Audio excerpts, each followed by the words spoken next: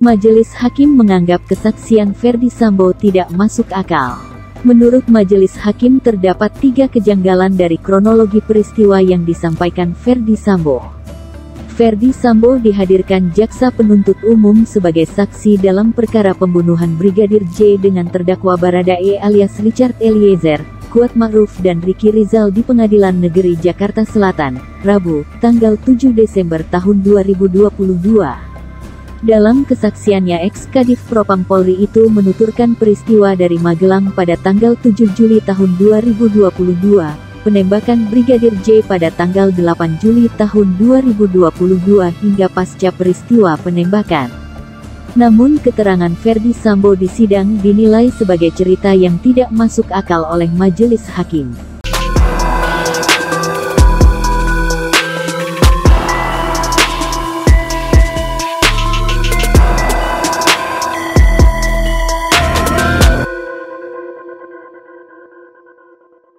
Saudara, sampai saudara membuat skenario bahwa terjadi tembak-menembak tuh apa alasannya?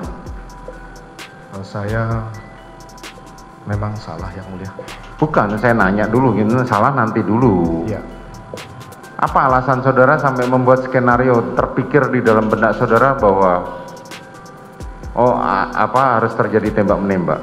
Karena di pengalaman dinas saya di Perkap 1 2009 tentang penggunaan senjata api itu yang mulia, yang bisa menyelamatkan anggota dalam kontak tembak itu adalah dalam rangka melindungi diri sendiri dan orang lain. Dalam rangka melindungi diri sendiri dan orang lain. Iya, yang mulia. Saudara saksi ya, di sini saudara tuh diperiksa sebagai saksi, belum sebagai terdakwa. Iya, yang mulia. Tapi cerita saudara itu merupakan rangkaian yang dilakukan oleh para terdakwa saat ini. Iya, iya. Dari tadi saya perhatikan cerita saudara itu nggak masuk di akal dengan bukti-bukti yang ada nggak masuk di akal. Pertama, tadi saya sampaikan, istri saudara mengatakan saya sakit. Nyatanya pada saat turun dan melakukan swab, dia tidak di dalam CCTV yang ada di rumah saudara itu tidak menunjukkan bahwa dirinya sakit. Itu yang pertama. Dan kalau toh pun sakit,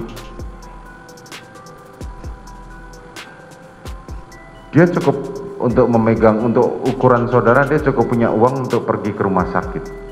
Itu pertama. Terus yang kedua, saudara mengatakan bahwa dia mau isoman dan saudara tidak tahu menau. Mau isoman, siapa saja yang ikut itu. Itu satu hal yang nggak masuk akal. Kenapa tidak masuk akal? Ketika mereka berangkat dari Magelang, itu ada Kuat, ada terdakwa Eliezer, ada Susi, dan ada istri saudara. Di belakangnya baru Ricky dan Joshua. Pada saat hendak meninggalkan rumah Saguling untuk isoman, istri saudara didampingi oleh saudara Ricky, Joshua, Kuat dan Richard, tanpa Susi.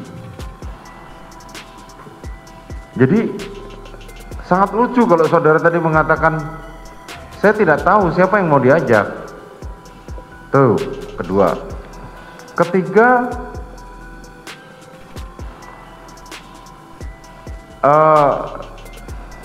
saudara mengatakan bahwa akan dilakukan nanti malam pertemu dengan Yosua setelah pulang dari bulu tangkis. Saudara mengatakan tiba-tiba ke Duren 3 mampir melewat Joshua, kemudian saudara tambah amarah. Itu satu yang nggak mungkin gitu loh. Kemarin dari Prayogi, Adnan Romer dan Patwal itu tidak mengatakan bahwa kejadiannya seperti itu.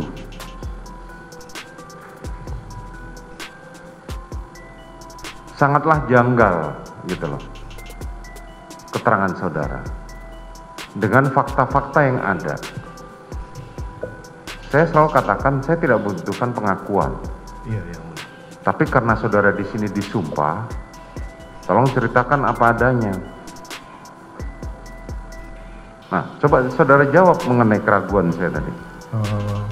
Itulah keterangan yang saya berikan di bawah sumpah ini yang mulia.